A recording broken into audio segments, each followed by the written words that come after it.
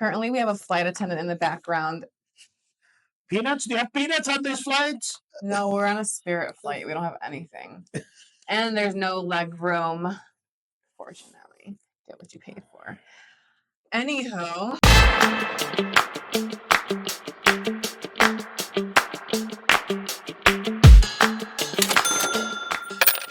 It's back to school season. Are you excited? Back to school season. I feel like it's a touchy subject right now for you. I don't know. Our first daughter is going to college. We're driving her this Saturday to drop her off. I don't know what to expect. Everybody's telling me that we're going to be depressed and crying and all of that. I don't know. We'll find out. I'm sure you've done a lot of planning for this, haven't you? This day.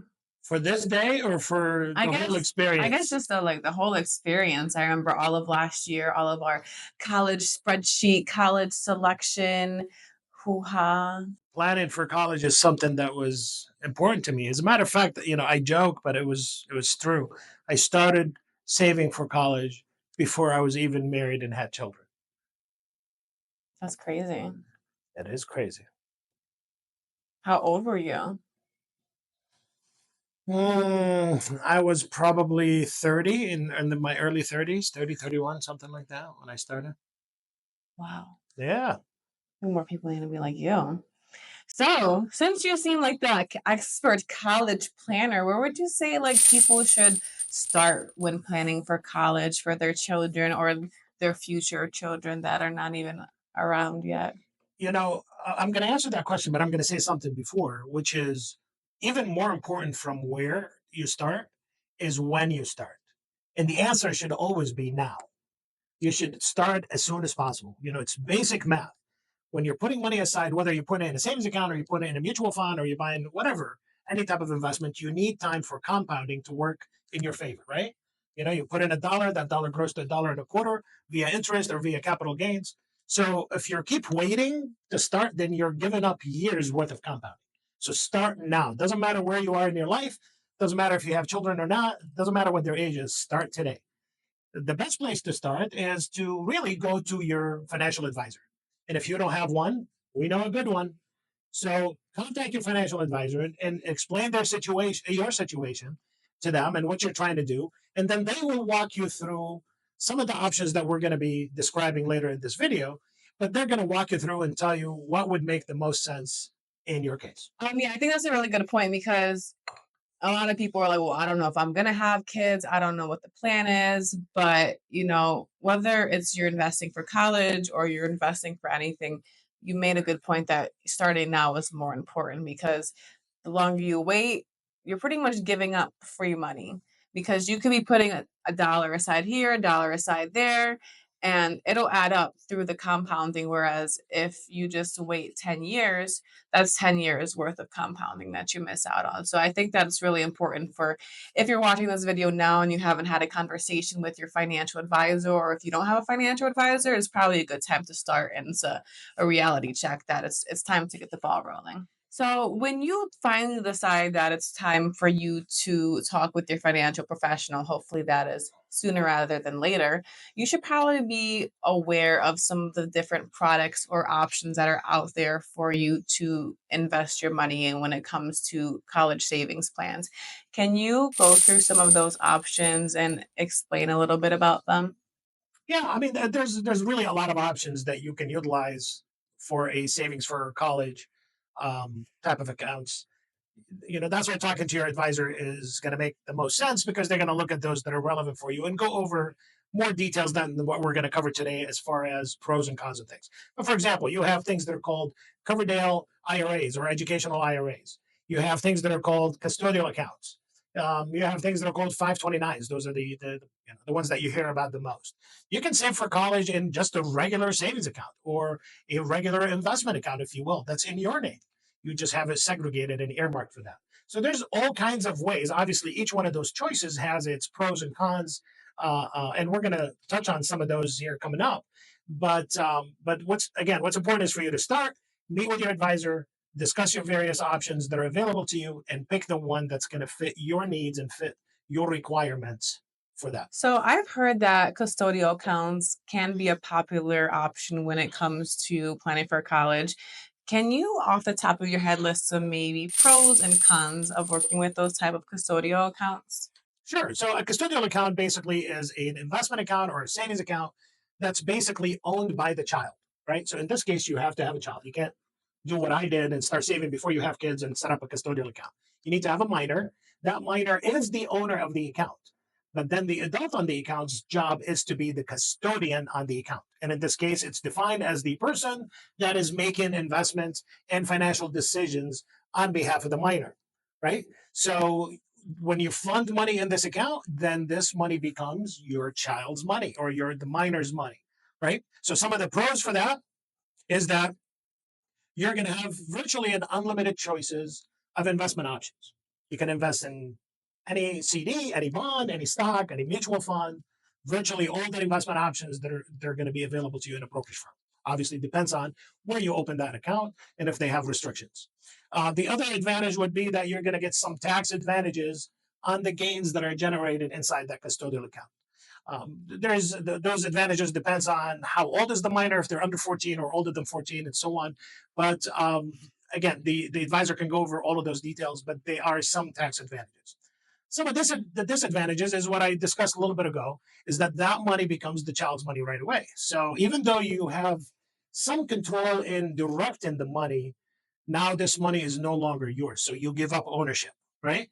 And also the child can ultimately use this money for anything. So if they become at the age of majority, first thing they can do, or actually the institution where the account is held will force them to do, is to remove your name off of that account. So if there's still money in that account, you're going to be taken off of it, and now that child can do anything they wish with that money.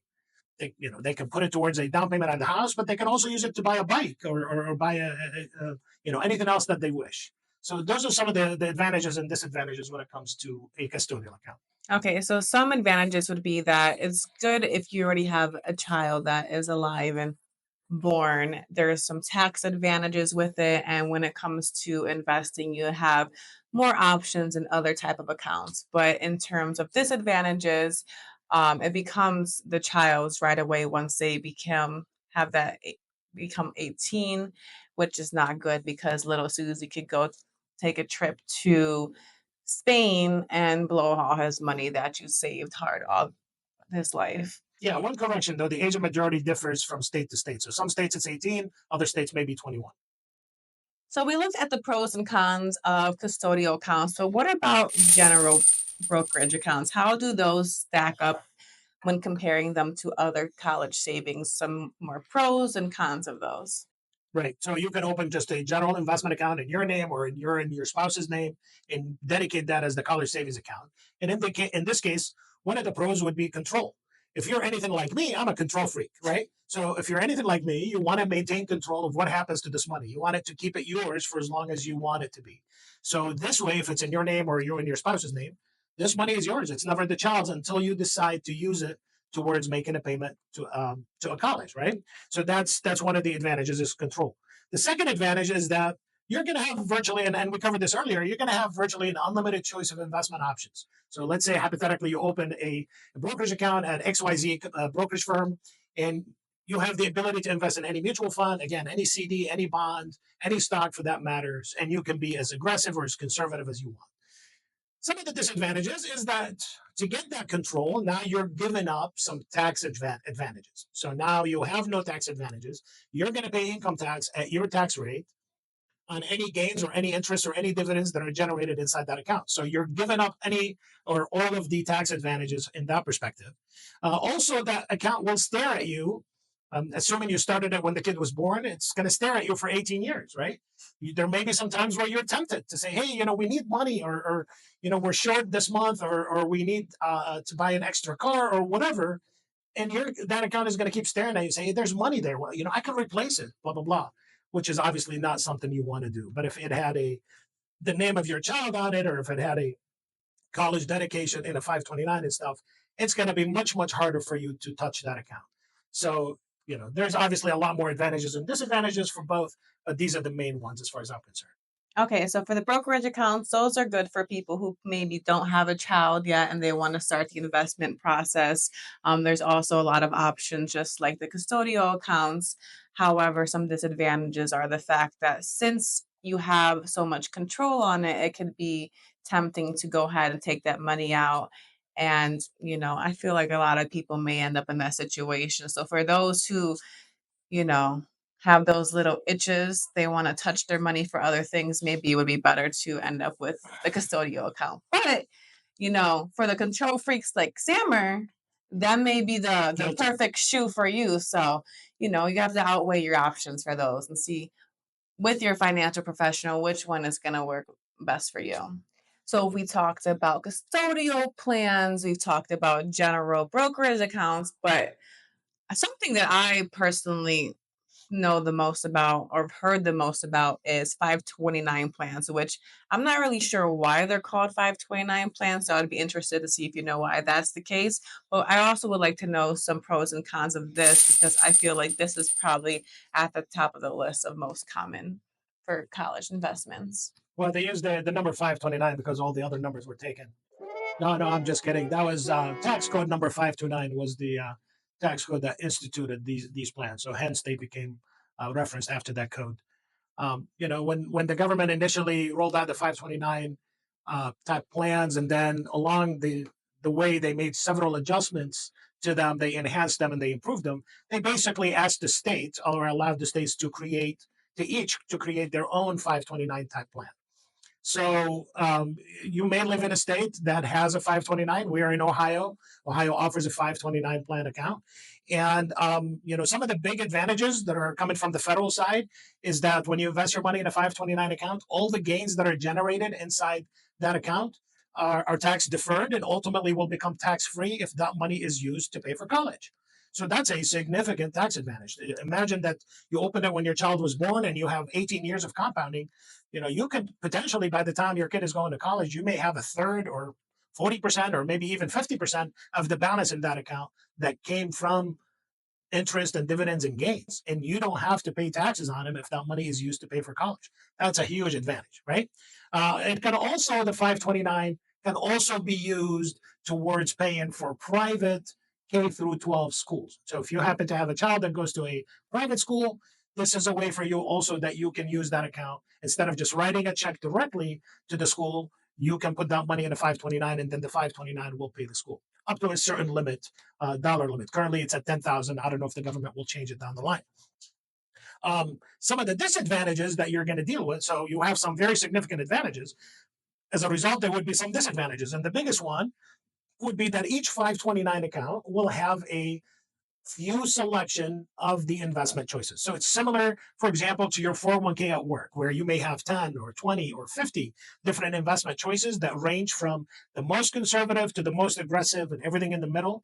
This would work the same way. Your 529 account should offer a finite, whatever that number is, number of investment choices that go from the most conservative to the most aggressive and everything in the middle. So you're going to deal with reduced number of investment choices. Most of those are going to be mutual funds or ETFs. So you're not going to have the ability to invest in individual stocks. You're not going to have the ability to invest in CDs or things like that.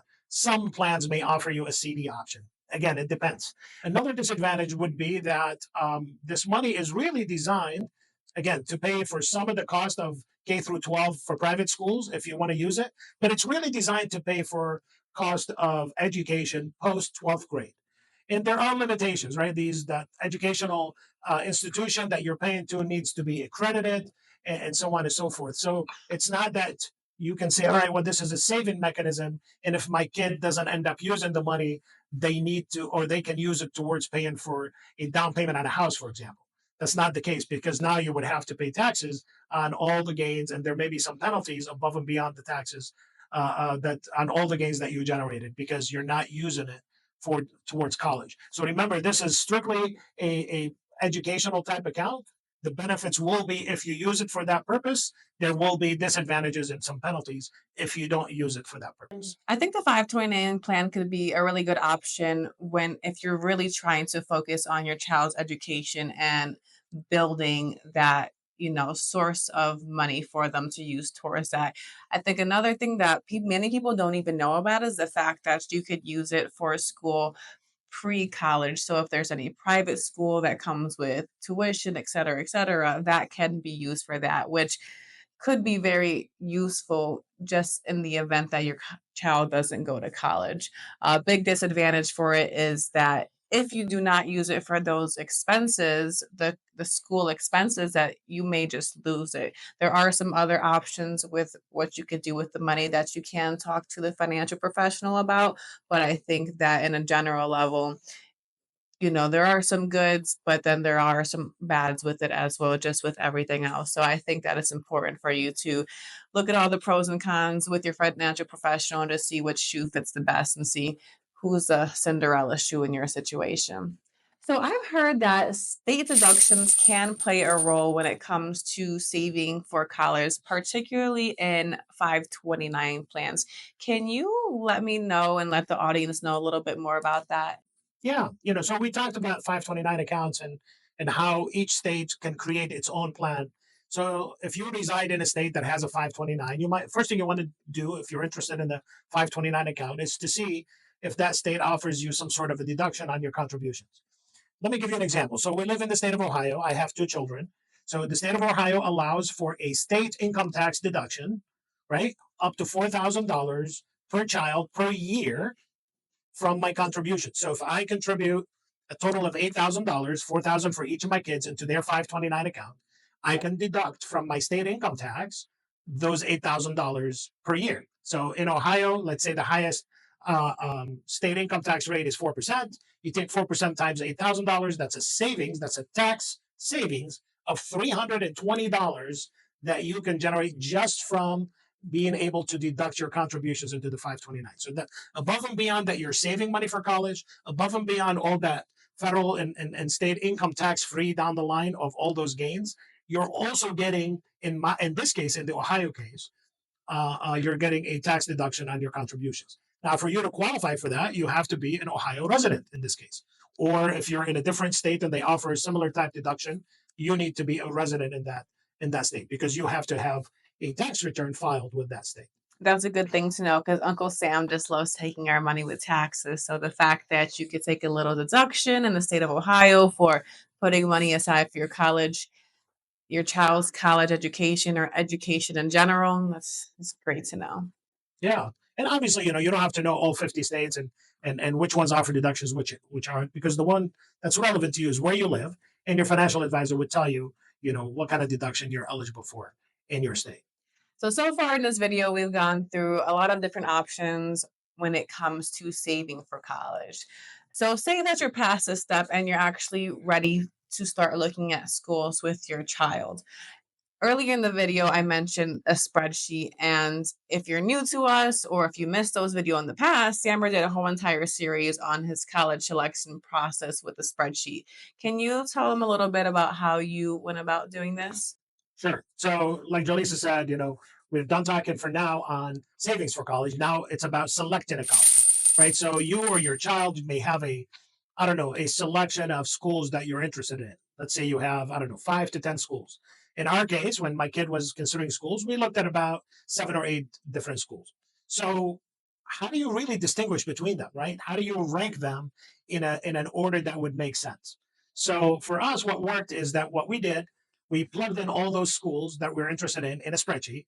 And then we also created categories, different categories that relate to either features of the schools or benefits that the school offer or something that we want to have in the school that we're going to choose. So, for example, let's say one category will be the distance of that school from home. Another category can be the existence of Greek life in that school. Another category could be, the size of the school, if it's large school or if it's small school when it comes to student population.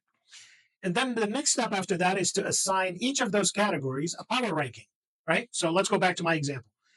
If it's very important to you the distance from home, then you can score that somewhere between 5 and 10.